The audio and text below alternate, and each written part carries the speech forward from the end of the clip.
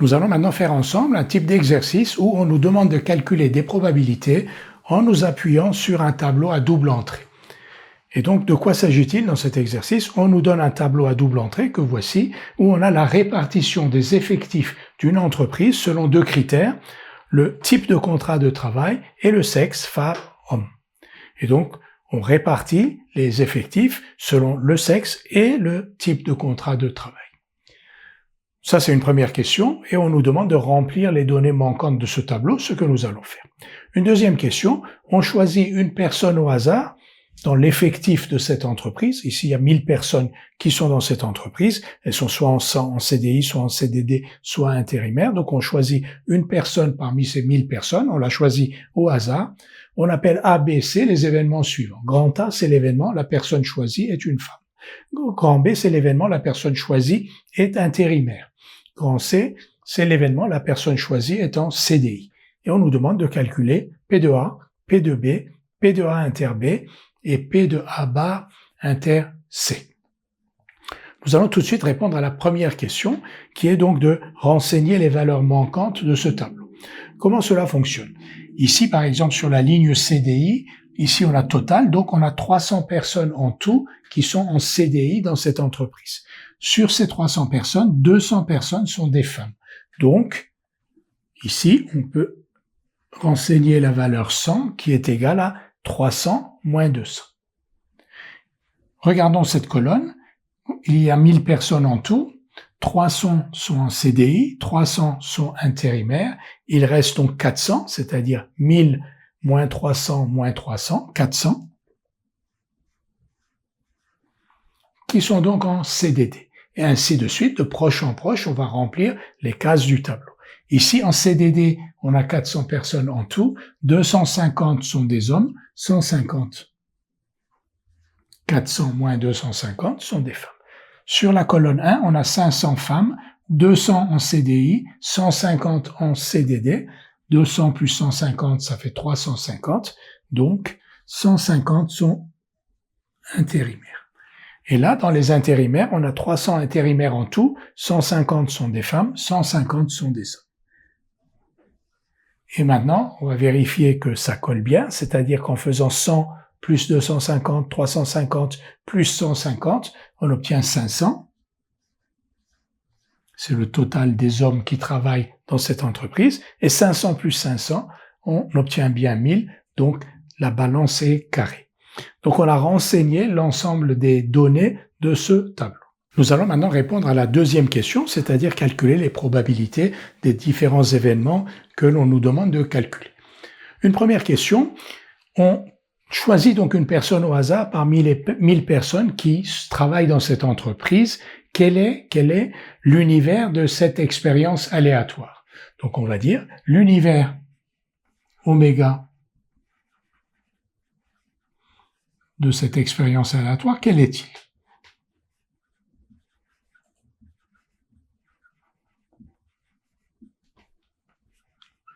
Donc on choisit au hasard une personne parmi ces 1000 personnes. Quels sont les résultats possibles? Le résultat possible, c'est que l'on va tomber sur une des 1000 personnes qui travaillent dans l'entreprise. Si ces personnes, on les appelle individu 1, individu 2, individu 3, donc oméga, ça va être individu 1, individu, l'ensemble formé par les individus 1, 2, 3, jusqu'à l'individu 1000.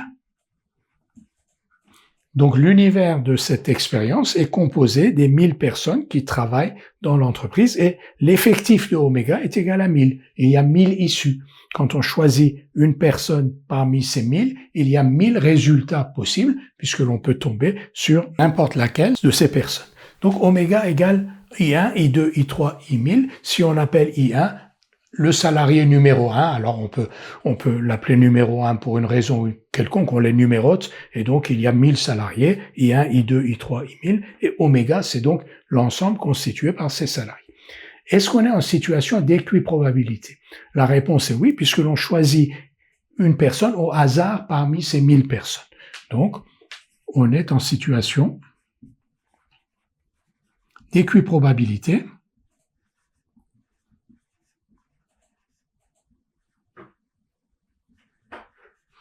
Chaque collaborateur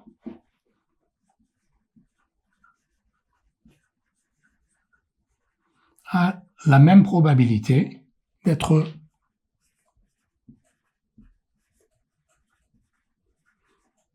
choisi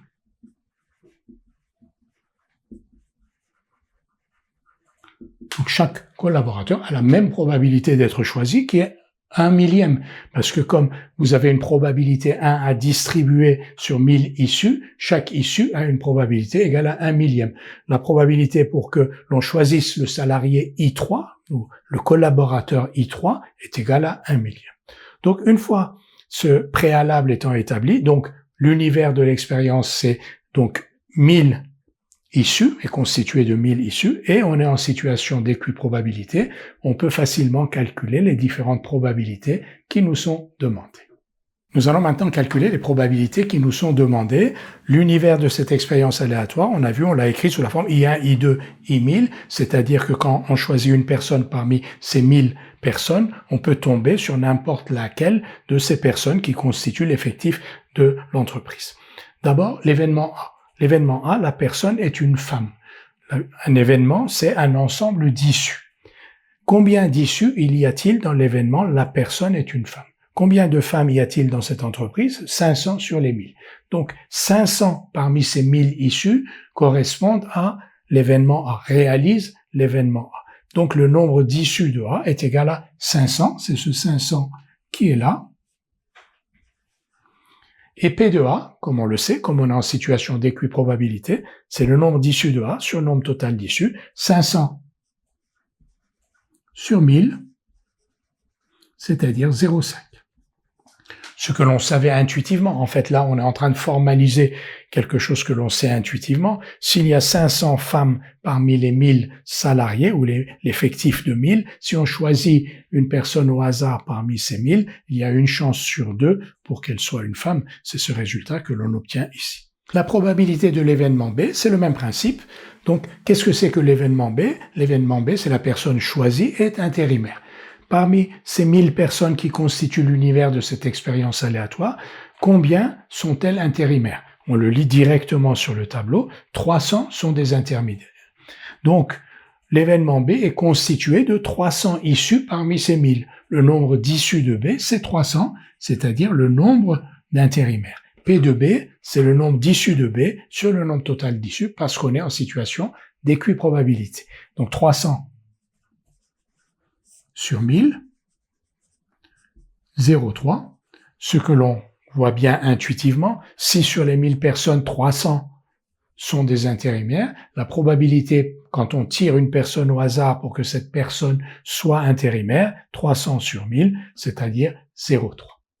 La probabilité de l'événement A inter B maintenant. C'est quoi l'événement A inter B? L'événement A, c'est la personne choisie est une femme, l'événement B, c'est la personne choisie est intérimaire. A inter B, ça veut dire que elle est une femme intérimaire. Donc l'événement A inter B, c'est la personne que l'on a choisie est une femme et elle est intérimaire. Alors combien parmi les 1000 personnes de notre univers aléatoire sont à la fois femmes et intérimaires? Donc on se reporte à notre tableau, femmes et intérimaires, 150. Donc il y a 150 personnes ici qui sont femmes et intérimaires. Autrement dit, il y a 150 issues qui réalisent l'événement A inter B. Nombre d'issues de A inter B, 150. C'est-à-dire que l'événement A inter B, si on l'écrit sous la forme d'un ensemble, il est constitué de ces 150 personnes. P de A inter B, c'est donc le nombre d'issues de A inter B sur le nombre total d'issues parce qu'on est en situation d'équiprobabilité. Donc 150 sur 1000, 0,15, ce que l'on retrouve aussi bien sûr intuitivement. S'il y a ici femmes intérimaires, s'il y a 150 femmes intérimaires parmi ces 1000 personnes, quand on tire une personne au hasard, la probabilité de tomber sur une de ces 150 personnes, c'est 150 sur 1000, c'est-à-dire 0,15. L'événement maintenant A bar inter C. Qu'est-ce que c'est que l'événement A bar? A, c'est l'événement la personne est une femme. A bar, c'est l'événement contraire de la personne est une femme, c'est donc la personne est un homme. La personne est un homme et C. C, qu'est-ce que c'est? La personne est en CDI. Donc A bar inter C, c'est la personne est un homme et elle est en CDI. combien parmi les 1000 personnes qui constituent notre univers de l'expérience aléatoire, combien parmi ces 1000 personnes-là sont des hommes en CDI. On se reporte au tableau, les hommes en CDI, et il y en a 100. Donc, le nombre d'issues de A bar inter C, c'est-à-dire hommes en CDI, c'est 100. Et donc, comme on est en situation d'équiprobabilité, P de A bar inter C, nombre d'issues de A bar inter C sur nombre total d'issues, 100 sur 1000, 0.